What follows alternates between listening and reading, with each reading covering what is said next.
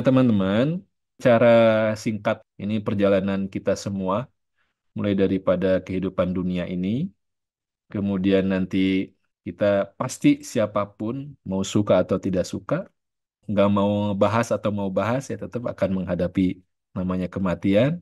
Kemudian nanti ada jeda, jeda menunggu dari kematian, kemudian nanti ke kiamat, kiamat kubro, itu ada namanya suatu barrier, masa yang dinamakan alam barzakh yang menghalangi manusia nggak bisa kembali ke dunia, juga nggak bisa nanti ke surga atau neraka karena masih nunggu hari kiamat. Alam barzakh. Kemudian nanti ada kiamat kubro, di mana hari ini malaikat Israfil itu sudah ready, ya, menunggu order ya dari Allah. Ketika Allah sudah mengorder malaikat Israfil ya untuk meniup trompetnya, sudah habis semua ya. Itu adalah kiamat kubro. Kemudian nanti diperintahkan lagi, ada order lagi dari Allah untuk meniup kembali yang kedua kalinya.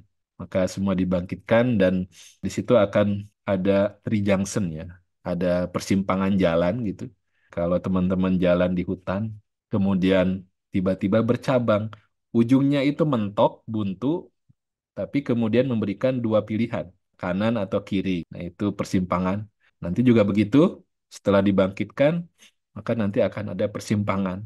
Ya, tidak ada opsi yang ketiga, kecuali ke surga atau ke neraka. Nah, ini bagaimana perjalanan kehidupan kita. Ternyata, kalau kita melihat peta ini, ya, peta kehidupan kita, maka kita sedang ada di sini, kehidupan dunia ini. Dan ini sangat-sangat sebentar, sangat sebentar. Ayat-ayat Quran itu menjelaskan ketika nanti manusia mati, kemudian dibangkitkan, ditanya, ya berapa lama sih kamu hidup di dunia? Wah, ada yang mengatakan hanya di sore hari, hanya di pagi hari, hanya hanya sejam, bahkan di surat Yunus. Jadi ada orang mengatakan, waduh, sebentar banget gitu. Kayak kenalan doang, ya ta'arafuna. Hidup di dunia itu sebentar banget, pisan, kalau ditambahi dengan bahasa Jerman. Ya, sangat sebentar banget pisan. Seolah-olah hidup di dunia itu hanya saat ta'aruf saja, kenalan aja gitu. Nah, ini sangat-sangat sebentar. Nah, sisanya inilah kematian, alam barzah, kiamat, surga atau neraka.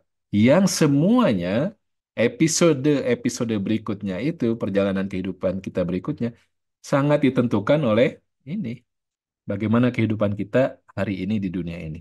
Nah, itu ya, tadi yang kita bahas. Justru pembahasan kita tentang the mystery life after life, ini kan misteri di sini, bukan membuat kita jadi mager gitu ya, tapi harus melecutkan semangat kita untuk mengisi kehidupan di dunia ini dengan sebaik-baik mungkin, semaksimal mungkin. Karena itu akan menentukan kehidupan kita berikutnya. Teman-teman, semua ini bicara tentang film mustakbal, masa yang akan datang, tentang kematian, alam barzakh, kiamat, surga neraka, itu kan tentang masa yang akan datang. Kalau hari ini bicara tentang trading, forex, ya, saham, itu kan juga ada tools ya, ada alat untuk memprediksi bagaimana tren ke depannya gitu, ada alatnya. Tapi bicara tentang bagaimana alam kubur dan setelah itu, ya kita nggak punya alat ukurnya, karena untuk menentukan alat ukurnya, membuat alat ukurnya itu kan harus ada experience, pengalaman. Misalnya orang harus pengalaman dulu mati, baru bisa menceritakannya tentang bagaimana sakitnya mati gitu ya. Bagaimana suasana di alam kubur yang ada dihimpit, disempitkan, ada yang diluaskan. Nah, itu juga dia ada experience dulu kan gitu. Tapi nggak mungkin kalau sudah mati, nggak mungkin balik lagi ke dunia. Kalau sudah ada di alam barzah, nggak mungkin lagi kembali ke dunia. Nah, bagaimana atau dengan alat apa kita bisa memprediksi atau meyakini berita-berita masa depan ini? Nah, kita alhamdulillah sekali lagi kita bersyukur, ya Al-Quran lah yang menjadi acuan kita untuk kita percaya tentang berita masa depan ini gitu. Kalau orang nggak punya Quran, macam-macam dia ya zonnya, pikirannya, dugaan-dugaannya, ya prediksinya tuh bisa macam-macam. Ada yang konsepnya itu reinkarnasi, ada yang mungkin juga ya udah kalau sudah mati ya selesai, sehingga mereka ingin betul-betul menghabiskan kenikmatan itu hanya di dunia saja. Begitu mendapatkan ketidakadilan, stres ya. Kemudian ya sudah ingin bunuh diri aja. Nah, Bagi kita tidak demikian ya, karena Quran ini adalah kitab yang memberikan panduan dalam kehidupan kita di dunia, sekaligus juga memberikan informasi tentang afterlife. Setelah kita hidup ini ngapain? Apa yang akan terjadi? Gitu. Hebatnya lagi ya Allah itu ngasih preview ya, ngasih bukti tentang kebenaran Al-Quran ketika menginformasikan masa depan. Ternyata sudah pernah kejadian, sehingga ini menjadi bukti ya. Kapan itu? Pertama, ketika Al-Quran itu mengabarkan tentang kerajaan Romawi di surat Ar-Rum ya, namanya juga surat surat Ar-Rum ya, Romawi ya, bangsa Romawi. Alif Lam Mim Gulibatir Rum fi adnal ardi wahum mim ba'di ghalabihim sayaglibun fi bin aisinin dan selanjutnya ya di awal surat Ar-Rum, surat ke-30 ya. Jadi Al-Quran mengabarkan tentang bangsa Romawi yang telah dikalahkan oleh Persia sampai hancur lebur ya, hanya menyisakan ibu kotanya saja, yaitu Konstantinopel, hanya menyisakan ibu kota saja, hancur sehancur-hancurnya. Tapi Al-Quran kemudian menyampaikan, Mimba di golabihim sayaglibun. Nanti tunggu saja, setelah kekalahan itu Romawi akan berhasil menang, mengalahkan. Kapan itu? Fi bid'i sinin. Nah, Al-Quran saat itu turun untuk memberikan komentar terhadap kekalahan Romawi yang seperti itu. Kemudian memprediksi nanti akan balik menang Romawi itu. Nah, wah ini rame ya. Jagat raya ini rame. Secara kalkulasi militer, nggak mungkin lah hil yang mustahil gitu. Suatu kerajaan yang sampai habis seperti itu bisa menang gitu ya, bisa mengalahkan musuhnya. Nggak ada. Sehingga terjadi pertaruhan antara kafir Quraisy dengan Abu Bakar As-Siddiq radhiyallahu anhu.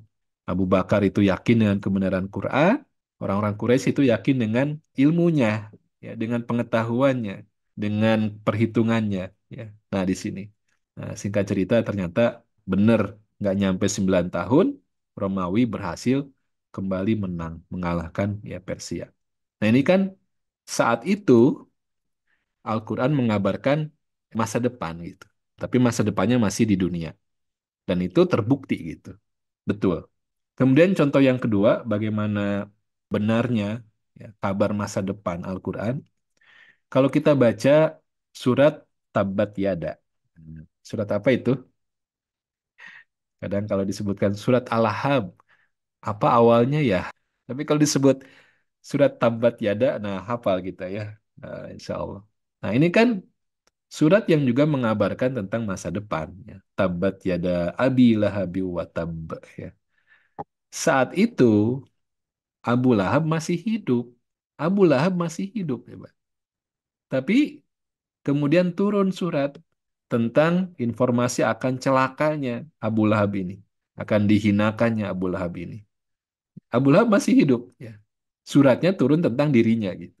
Subhanallah ya. Nah, ternyata apa?